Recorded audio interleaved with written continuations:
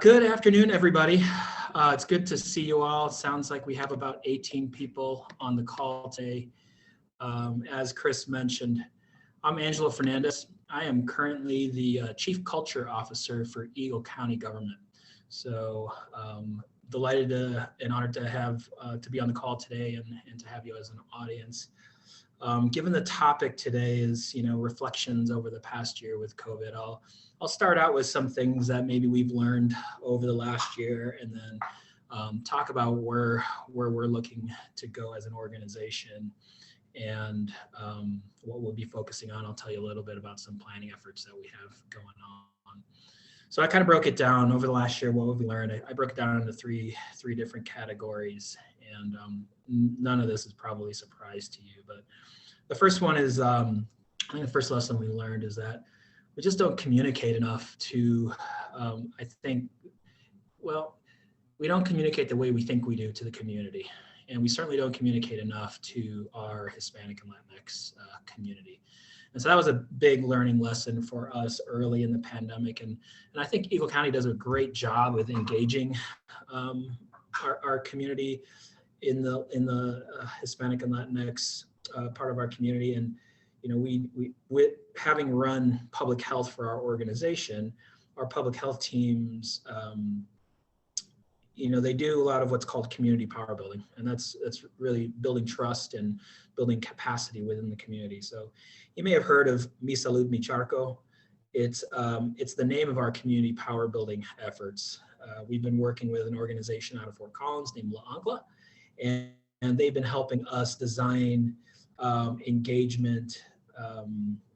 engagements with our Hispanic and Latinx community. And that work's led by Fabiola Alderete. She is our community health strategist for Eagle County Public Health and Environment. So although that work has been happening quite a bit within our public health team, as well as our human services team, as an organization and in the communications world, we were just learning that we just were not hitting the mark. And so we implemented quite a few things over the last year that I think helped improve our effectiveness in our communications. One of those things was putting together a marketing team of a couple of different firms outside of the organization to assist us in our overall COVID response. But part of the kind of the requirements of our consulting teams that we put together was that they had to be bilingual and bicultural. And so we ended up actually hiring two different firms initially. One was 970 Design. They're out of Edwards, Colorado. They've been in the Valley for a long time. A couple of the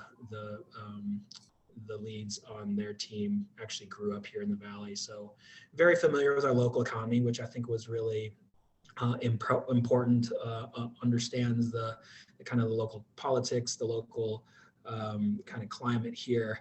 But we also paired them with an organization that focuses on Latinx marketing communication specifically. So that organization's name is Rocket Publicidad. And so we paired those two teams together, and combined, they made a really big impact in how we approached all of our marketing and communications, syncing up, making sure that we were putting out everything both bilingual, so in a linguistically correct manner simultaneously, right? In the past, we had put English out first, and then our Spanish-speaking community was kind of left behind as we work to get things translated. So now we make sure that we do that proactively, even though it takes a little bit longer to get translated, but then we communicate to the community at the same time. And just the linguistic component is just half of that. It also has to be culturally relevant to our community. A lot of the words we use in English don't translate well into Spanish, so it ends up not making sense when you do the literal translation. So a lot of our official government communications are always going out bilingual, bicultural now, and now all of our marketing communications stuff. So all of our social media tiles, our poster campaigns, a lot of that you've seen and we've shared over into the Roaring Fork Valley with our partners at Pickens County and as well as at Garfield County. And Kris with the Basalt Chamber has just been a great advocate in helping distribute that information into the community.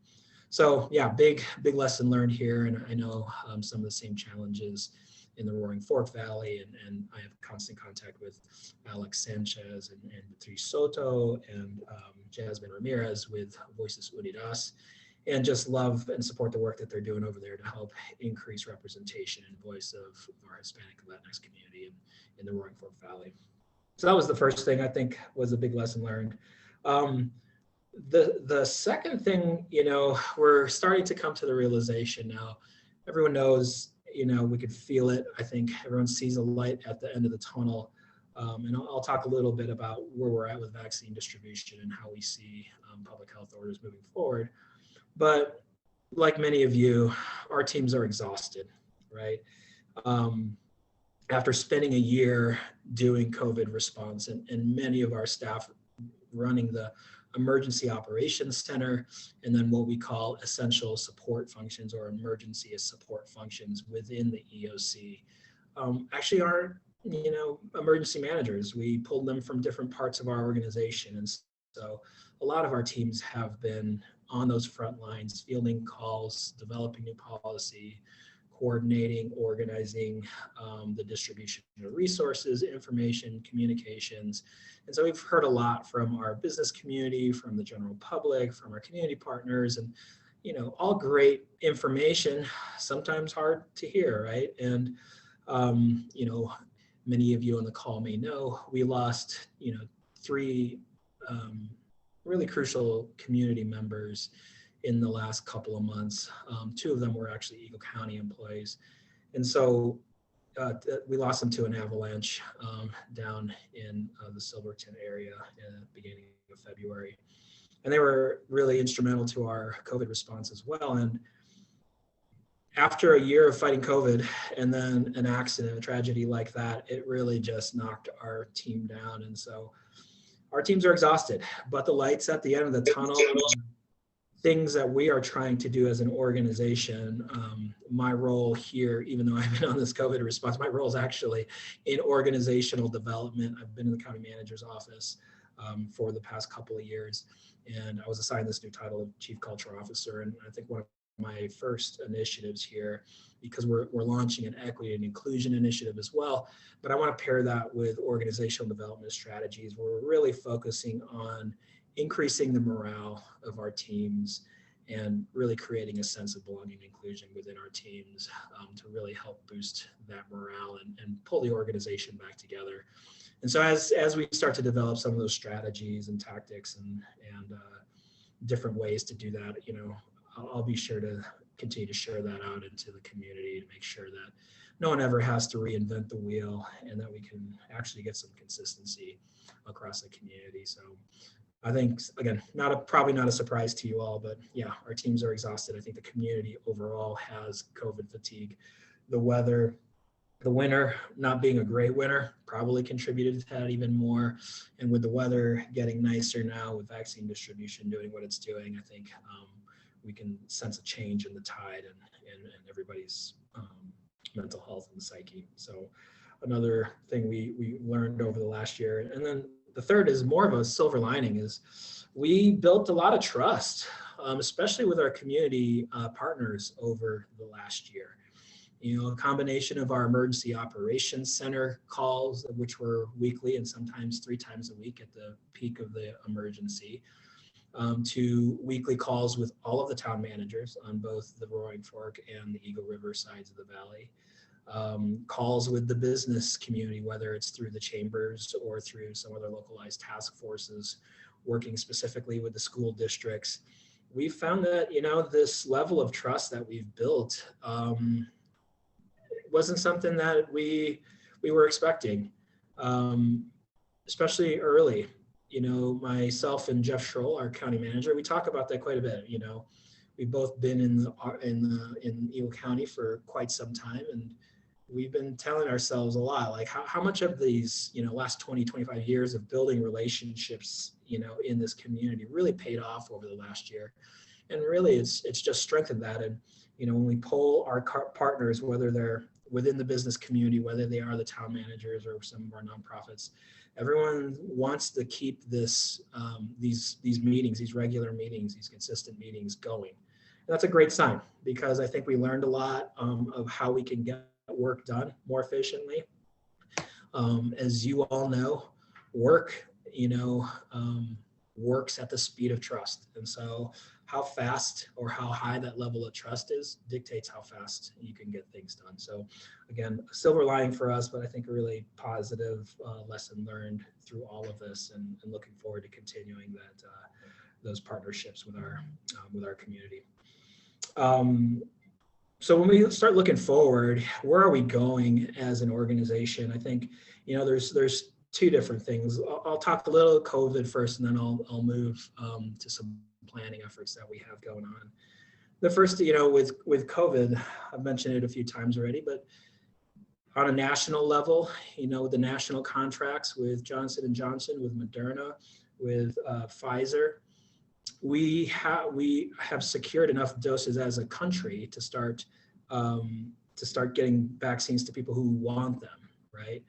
And so this last month especially has been pretty promising as far as the supply of vaccines coming into our communities. The weather is changing, right? People are getting outside. They're not in closed spaces anymore. And then most importantly, we vaccinated a large portion of our elderly population, where I think the highest risk for COVID was. So from a disease management standpoint, as an organization, we're starting to transition away from crisis management more into public health disease management. And we're paying attention. We're in constant contact with the Colorado Department of Public Health and Environment, as well as Governor Polis's office, to try to understand where the state is going. My understanding is that the governor has been talking quite a bit informally. They haven't announced anything officially yet about what they're calling Dial 3.0. So everybody knows the COVID metric dial, from green all the way to, I think, purple or black is the highest color now. But we're waiting to see what their announcement is there and what the state does as far as their public health orders. But I think on a state level, they're seeing the same things we're seeing on our local disease trends level, is that our most at risk, our 70 plus community, is being vaccinated, and we're getting close. I think Eagle County's close to that 80%. We're above 70%. I think Pickens County is right up there as well as Garfield County. I think the biggest question here is it's kind of a race to the finish line, right? And I think there's probably 3, maybe 4 factors that are going to play into it. The 3 for sure is like the disease itself. What is it doing, right? We keep hearing about variants out there or mutations of the virus. As long as the virus keeps getting transmitted, it has the ability to mutate. And, there's still positive information out there about the vaccine's effectiveness against the variants. So that's all positive, but, how is the disease going to continue to travel? And I think our weather, which may be another category here, but the weather is probably going to help with that as it continues to get nice and people aren't spending as much time indoors. Disease transmission goes down. The second thing that I think affects what the disease is doing is the vaccine supply. And so, like I mentioned already, we, through contract at least, and from our estimates from experts at the state and locally, we expect vaccine supply to continue to come in, and hopefully at continuing higher levels. The other part of vaccine supply is the distribution of it. And so how can we scale our distribution methods, our clinics, our resources to be able to get the available supply distributed effectively?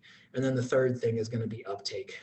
What percentage of our community is willing to take the vaccine, and how will that impact this kind of race to the finish line? So I think that's all positive news. As I mentioned earlier, I know my mental health has changed quite a bit in the last month or so. A lot more hopeful than I have been when we've been in the thick of it. And I just notice it, not just with our teams here at Eagle County, but just with neighbors and friends in the community. I think things are starting to shift. So as long as we keep moving in this direction, I think we should see a very different summer than we saw last year. And hopefully that results in a stronger economy. I think people are ready to spend some money. Hopefully that helps benefit our businesses.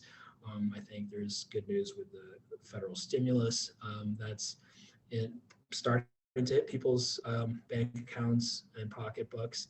And then, there's the federal Rescue America plan, which will inject federal stimulus dollars into our communities in a lot of different forms, right? There's a big focus on not just the personal family stimulus, but municipalities, counties will also receive some funding. There's a big focus on education, on infrastructure, on workforce development, on economic aid. We'll start to see that. Our teams are working through what it actually means. It's pretty big, a 700-page plus document that our finance teams are starting to comb through to see how we can best apply the funds for the community. And then the governor, we know, is proposing a stimulus package as well that focuses on very similar areas, infrastructure. They're really looking for shovel-ready projects. They're looking at the economy. They're looking at local business as well. So all positive news as far as support coming in. For Eagle County, and what I'll do here, Kris, is I'll share my screen. Is we have a planning effort going on that you may have actually heard of. So Eagle County is embarking on a project called Vista. And so, when we think, what is Vista? Let's talk why first, right? So, prior to, this last year has really been challenging and disruptive. There's no doubt about that. But prior to the pandemic, our communities were already grappling with a lot of significant challenge, rapid growth, high cost of housing, social inequities, transportation challenges, climate action challenges. And like most mountain communities or communities in the West, Eagle County is pretty connected. I think gone are the days that we are pretty isolated as valleys. We know our employees are traveling between the Roaring Fork Valley and the Eagle River Valley. Many of our employees travel into work from other counties, whether it's from this side to the Roaring Fork Valley or vice versa. And we just think it's really important to pause and take stock about where we're at. What happened over the last year? What got us to where we are today? What did we learn over last year as we start to look to the future? And that's essentially what Vista is about. It's a chance to help shape that vision for the future and identify the strategies that can really help us get there. So we hope that this community engagement effort will help inform the community's planning efforts. For Eagle County, that means right now our comprehensive plan, which is a master plan, and it hasn't been done in many years, probably 15 years. And the board's strategic priorities. Their last strategic plan expired in 2020, and they're looking for the next 2 years where they need to be focusing their effort and our resources. As well as economic, I don't know that I want to call it economic recovery, but economic sustainability, economic diversity, economic resiliency, right? How can we weather these types of disruptions better in the future and plan more appropriately for them?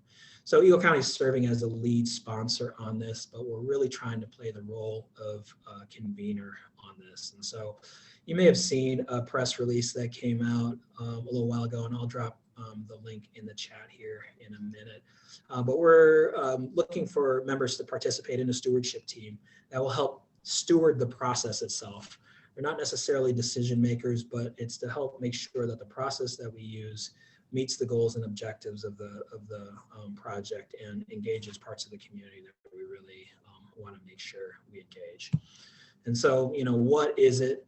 At the end of the day, Vista is a project that's focused on community dialogue. And so our goal is to co-design a vision and some shared values and a future with the community that has this bias towards action.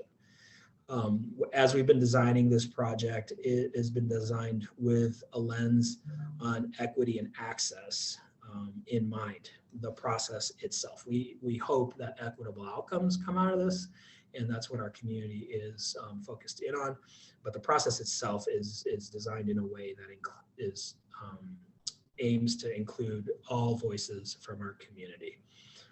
So, when we think about who is Vista, ideally, when you think about Vista, you're thinking about the community. And while Eagle County is the sponsor on this, like I said, we want to be the convener and bring people together. And when we ask the community what's important to them, we want to share that feedback back out to our partners and the community at large so that everybody can understand how their organization, their business, their family, individuals all play a part and can create action in creating this shared vision for the future. One of our partners is Community Builders. They're actually out of Glenwood Springs over there. Clark Anderson, Jillian Sutherland, the two co-founders, live there in the Roaring Fork Valley. Clark grew up in Eagle County, so he really understands our community very well. And they're helping us facilitate and design the process to ensure that we're reaching our goals and objectives and really reaching the parts of the community that we're aiming to. So in order for the project to be successful, we're really looking for partners to join our stewardship team. And as I mentioned, it really helps inform our comprehensive plan, which is one of our immediate needs with our Vista feedback process is how can we take community feedback and it end up being policy that it gets adopted by the board in our comprehensive plan. But we know the other municipalities, our nonprofit partners, the business community are also doing some planning efforts, and we hope that the feedback helps inform those efforts as well. So with that, I'm just going to pause and see if you have any questions. I'm going to drop a link in the chat here. If any of you are interested in participating in Vista, please visit that link there. That's the news release. You're going to see links to the applications on there, and I would love for you to apply if you're interested, or if you know someone in the community that you think would be valuable to our stewardship team, please point them in the direction there, or even nominate them. And if you have any other questions, you can always reach out to me personally, and we can talk Vista or anything else, really. I'm going to drop my email here in the chat, and you could always reach out to me. So with that, I'll pause. If you have any questions, happy to answer them, and I'll give the floor back to Kris. And feel free to pop a question in the chat and just let us know you have one. But to provide some additional context, Angelo and I have been working together for the last year plus on the COVID response, obviously the chamber representing the business community. And I really want to hit home like the silver lining of the trust. And I think the building of the relationships, and it's nothing like being in the trenches together, I think, to form that trust between organization and build bridges across mountains in kind of a funky shaped county, to have that moving forward and to provide some context to our members. The comp plan process, the Basalt Chamber is involved. I'm on the Technical Advisory Committee, or TAC. So I'll be reviewing it from kind of the Roaring Fork Valley side as well as from the business community lens, so that all of this feedback kind of ties in together.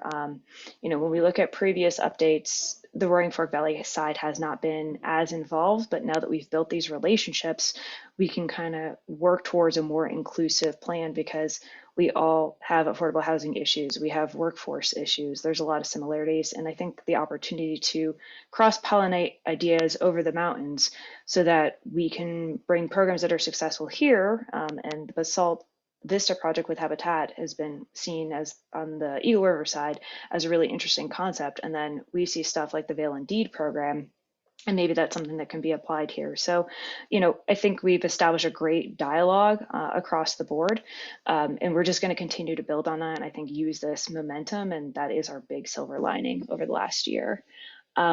And one thing I do want to put out there, and this can be a later question, but to Angelo's point of different ways of communicating with the community, I think this is a great opportunity to get some feedback from those in attendance of what worked, what didn't. But we can save that kind of for the open discussion standpoint, because whether it be an emergency or general civic engagement, we all want to know how to better communicate.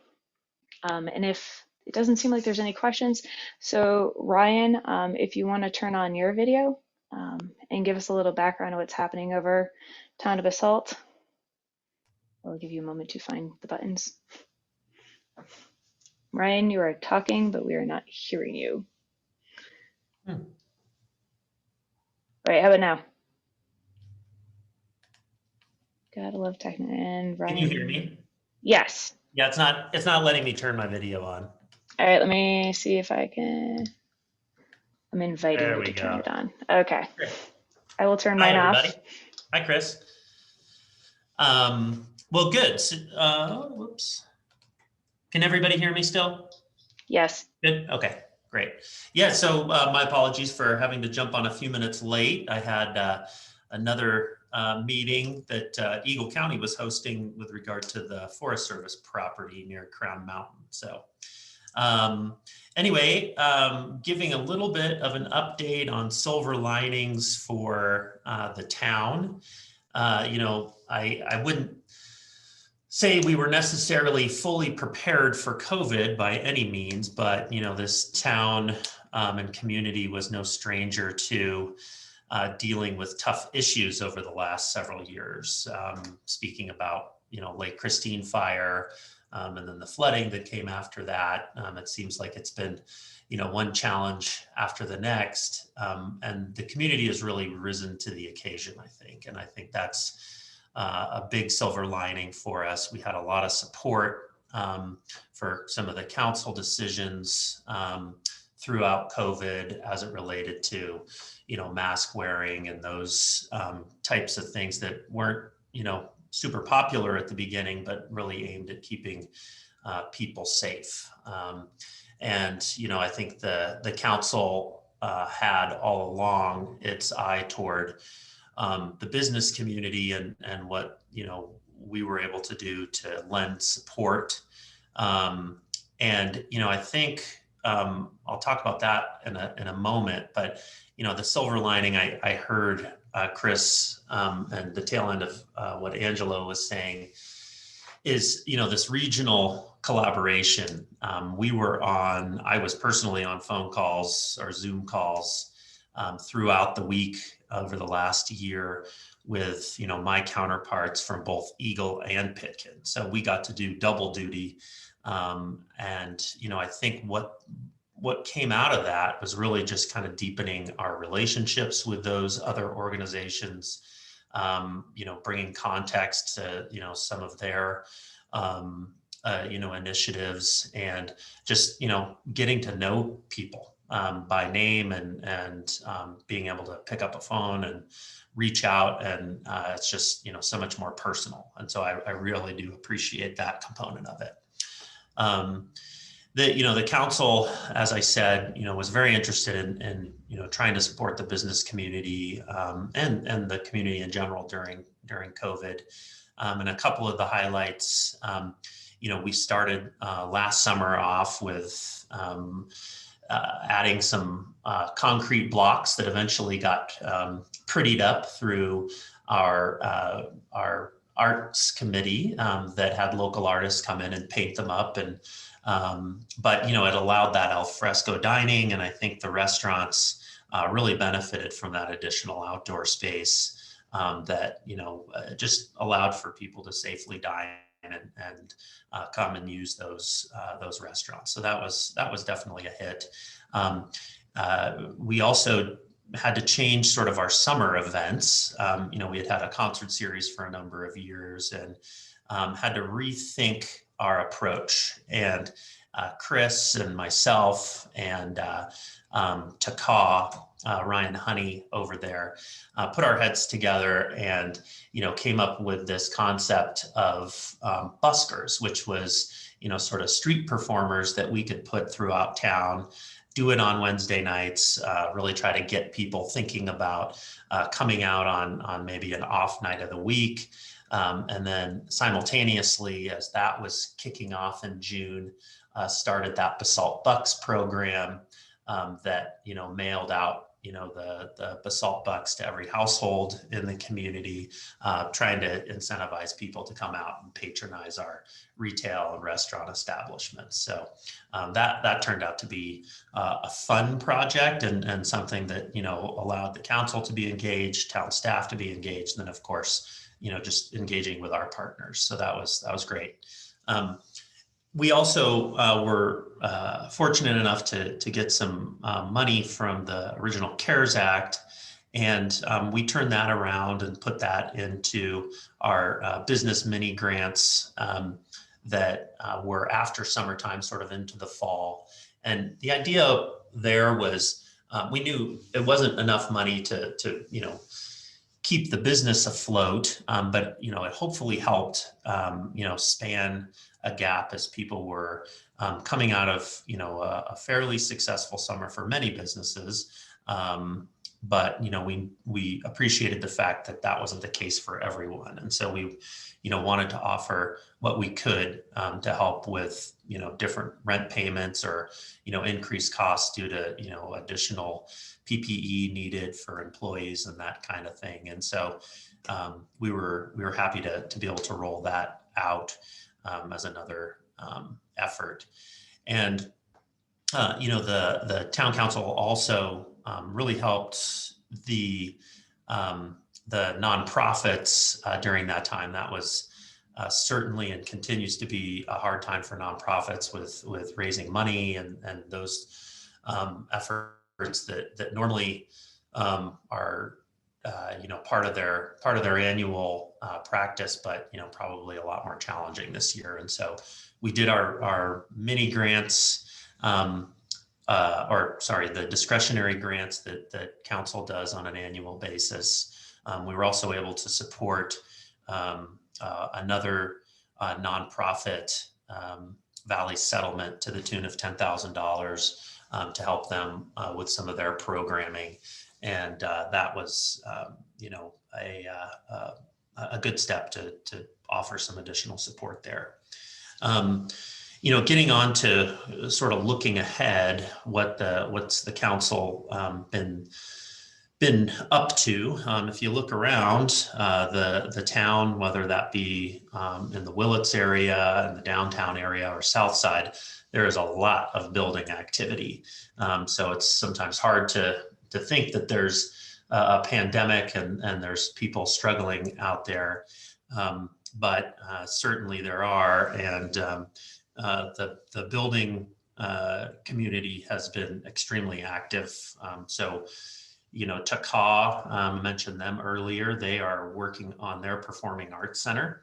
The town council has been very supportive. We've been collecting a real estate transfer assessment for years, but this year we were able to work with TACA, and I believe with the last meeting, they approved a $350,000 disbursement that was on the heels of about $1 million disbursement for that effort. And so they are trucking along, and that's going to be open this summer. And to complement their grand opening, we also made available out of that RETA an additional $110,000 for their programming over the next 2 years. Ryan and then their new employee, Kendall, are really wanting to make a splash. They are having to be a bit flexible right now, just with the uncertainties of indoor versus outdoor events, but they do have an outdoor space that they think they'll be able to use. And so hopefully we'll see a lot of activity around that in the coming months.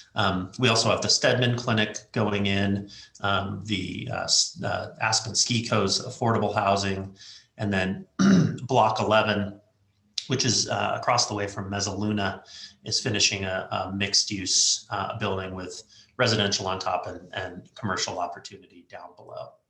And then down in downtown Basalt, we've completed the river master planning, and that will be getting underway both with the town-owned portion this summer, which is a park, and will complement the private side development that includes a restaurant and some additional outdoor or nonprofit space, excuse me, as well as housing that's both affordable housing and market rate. As I'm sure several of you are aware, the art base, there was a parcel in there that the town owns that was originally slated for the art base, but the art base found a new home on Midland. And so, you know, again, I think the arts are really coming into their own in the town of Basalt. And so that's, you know, an exciting development. And there's more to come on the art-based parcel, as we're calling it for the moment. That's part of the river development. The town's pool project is well underway. That's expected to be completed in time for summer opening. And that's going to be a really neat community asset that once it was built, you know, over 25 years ago, it's just in need of upgrades and just bringing things into current standards, adding shade features and water features, and really trying to address the entire community for that. So that's great. And then on the south side, the Stotts Mill project is now officially underway. They're doing infrastructure development over there, and that is 113 units on the south side. And so we know that they've done some first rounds of lot sales over there, and that was successful so far. There is affordable housing as part of that community as well. And then the Basalt Vista development, which is adjacent, is well into its third phase, and that is 100% affordable.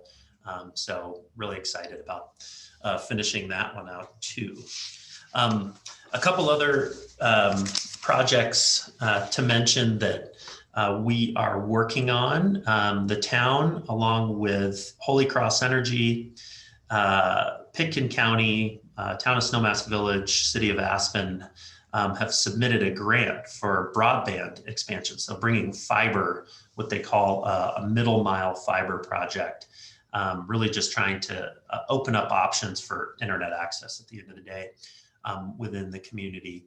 And that grant is with the Department of Local Affairs with the state. And in fact, I spoke with our representative yesterday, and that is tracking well. We think that will likely be approved, and that is going to focus in the downtown area to be able to bring fiber down into the Midland Avenue area, up into the neighborhood above that. It'll go on to the south side. We're talking to the library actively about extending a piece over to the library. And it goes by the school, town hall. And so that's a really exciting project that would be open access. So essentially what that means is you would be able to have competition. So new ISPs potentially coming into town that could provide service and just bring competition into the marketplace. The town is also working on some broadband expansion in the the West Basalt in the Willits area, and that is tracking well too. So as part of the tree farm development, which is not technically in town, but there was a requirement to add fiber optic basically from Elgibel down to Original Road. And so the town is partnering on that, looking to take advantage of that build.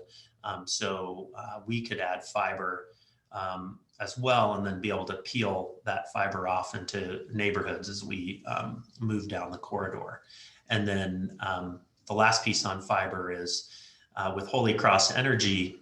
Their goal here is they're running a fiber optic build from Glenwood to Aspen, and the purpose for that is for them to interconnect all their facilities. But they've been very adamant that they want this to be an open access build. And so one other piece that we're looking at right now, we purchased a piece of land at Original Road and Highway 82 to expand our public works facility. This was a really great purchase for us in that it's located in a place where we can get to our service centers very easily.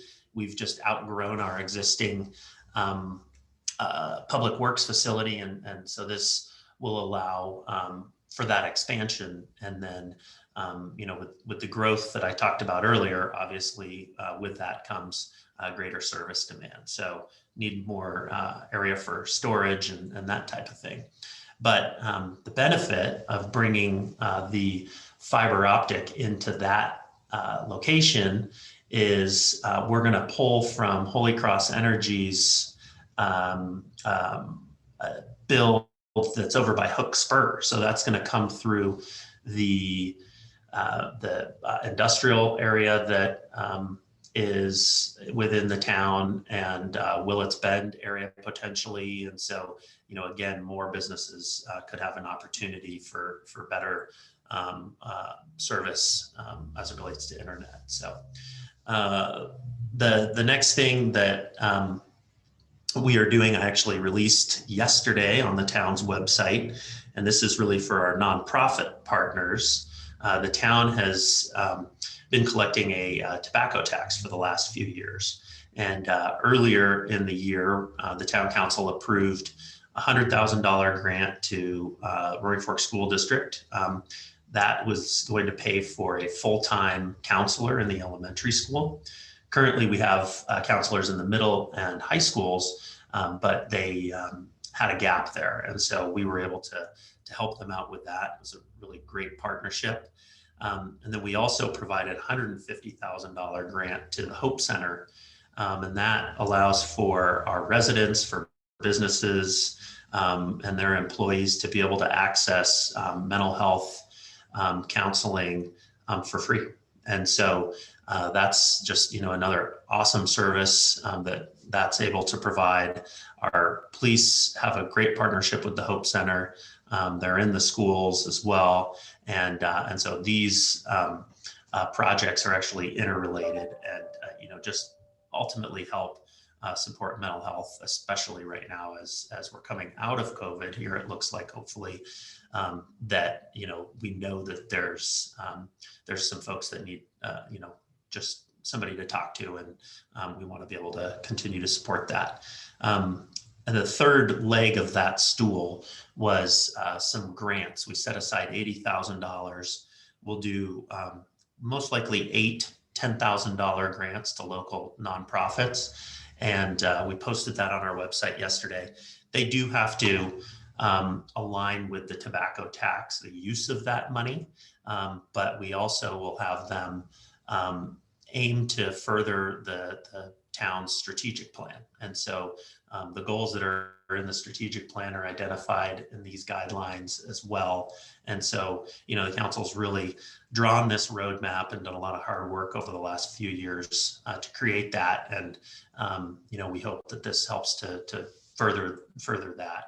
And then again, just provide more support in the community with our nonprofit partners that do so well the work that they do, that just governments or smaller governments like us don't have the capacity for. So we're just grateful to be in that position.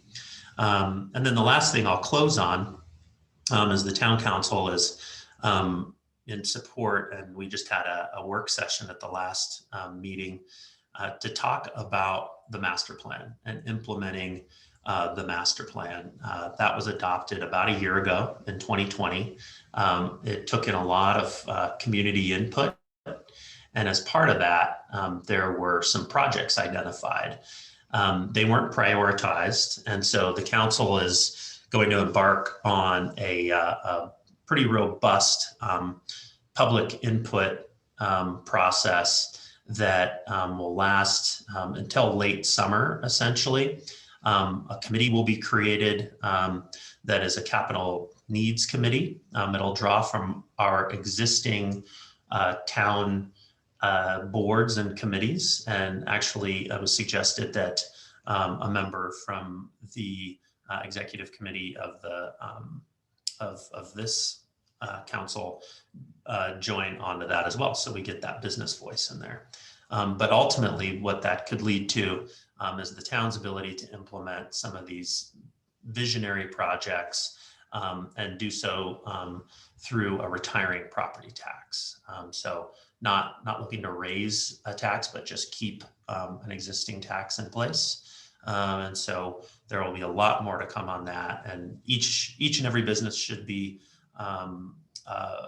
brought along in that process and notified about the steps. And so council's just really excited at this point in time to be able to look forward. As I said, we've done so much work in the last few years to establish these policy documents like the master plan and the strategic plan, a capital improvements plan, really gotten our financial house in order. And now is time to be able to be those visionaries. And I think that's where council is a lot of excitement. So with that, thank you, Kris, and thanks to all who are in attendance.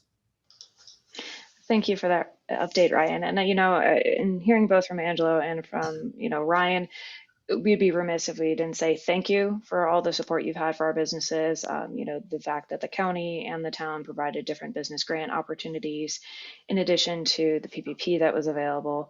So that definitely helped boost. And I think it was, scalable for where our area was. We saw on the Eagle County side that the Basalt and Elgin area received a proportionate amount of funding from the county, which was great. It definitely helped our hardest hit businesses.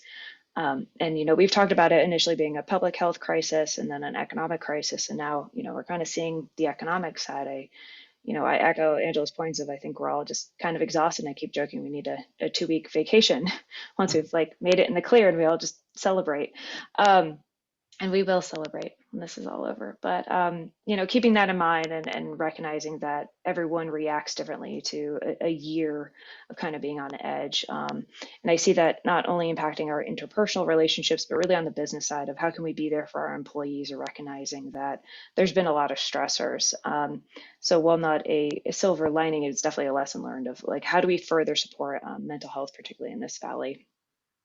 And looking ahead, I look at the outdoor dining that was really successful, Wednesday Night Live. I think there's a lot of elements that we're going to see moving forward into 2021, especially this summer, that we want to keep as a positive thing from this entire experience. And that's sort of what I would love to open up for discussion right now. So feel free to turn on your cameras and we'll kind of do more of a roundtable and then maybe go individually and unmute. But really, what was your big takeaway as a business or as an individual throughout this entire process? I know for ours, it was thinking more creatively about where we were going and not solving yesterday's problems, but really focusing on the now. And part of that has been the chamber's shift of being focused at advocacy and being at the table for some of these larger discussions, especially for government, and going to bat for our businesses and being that voice. Investing in our own infrastructure so that we can be more mobile. I know we pretty much went remote overnight, and it was one of those things that we weren't sure what was going to happen. When we'd be back in the office, and I was incredibly grateful. We did Zoom board meetings before this started, so my board members were already adapted to it. But yeah, just hearing from, whether it be, Ryan, Angelo, or other people on the call of, what was your big takeaway from this that you want to take with you as we kind of transition into, I'm going to call it the new reality, because we're not going back to what was.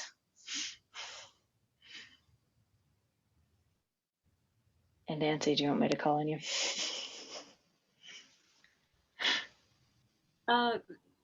It's just, I think that all of us have really missed being in person and having that one-on-one or 5 to 5 or whatever it is.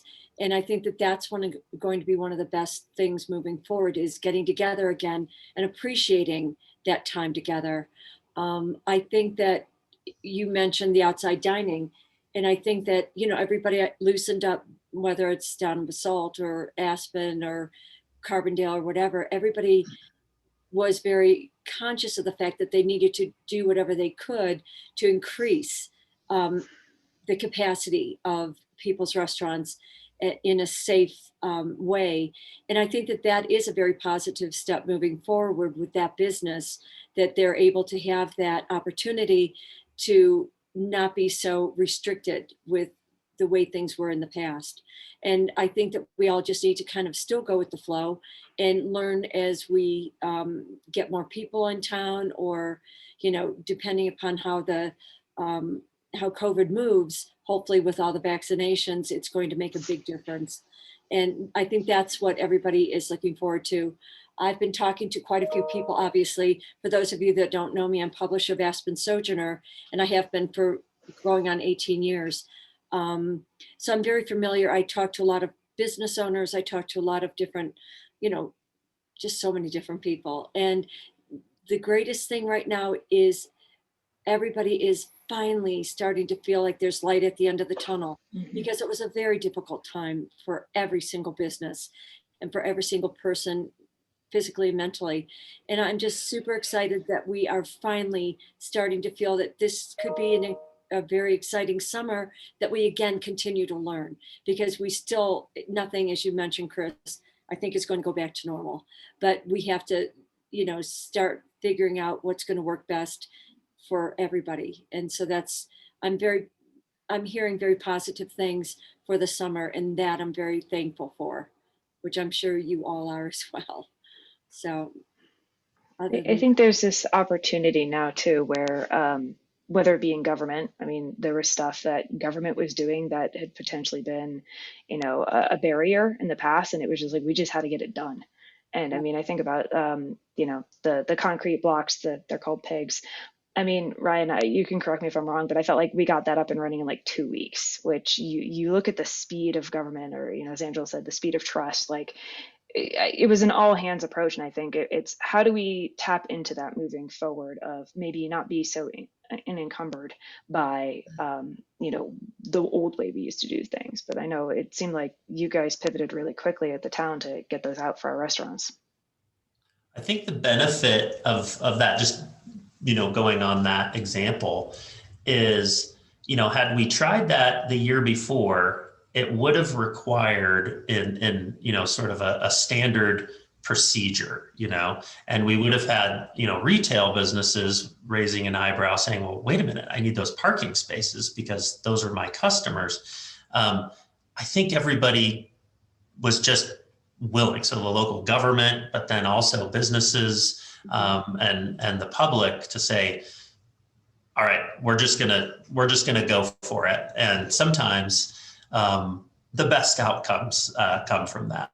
And there's things to learn along the way, of course, but we're excited for it, and it was a hit. Now the big question is it coming back? It is. Yeah, we'll put those out again in April, probably towards the latter part of April.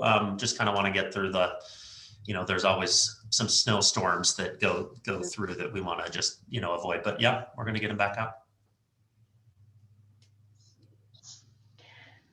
Well, I want to be cognizant of everyone's time and maybe end a little early. I've come to the conclusion with all these Zoom meetings, we need to go back to high school and have passing time. Just have established blocks so you can, you know, go run and grab a snack or something. But I just want to thank you all for the updates, for your feedback, for taking this hour out of your day to kind of mark the 1 year, and, you know, not to say it's all positive, but I think, you know, we would be remiss if we did not look at what we just went through and figure out how we can move forward in a better manner. And I totally agree with kind of the philosophy we've all talked about within local government, even at the state, of build back better. And I think that's everything from how our businesses operate to, you know, this new engagement, particularly civic engagement, that we're all having. So we will be forever changed by this last year, but I think we've taken some great lessons learned out of it. So thank you very much, and I hope you have a great rest of the day. Hey, Kris, before we all hang up, I want to just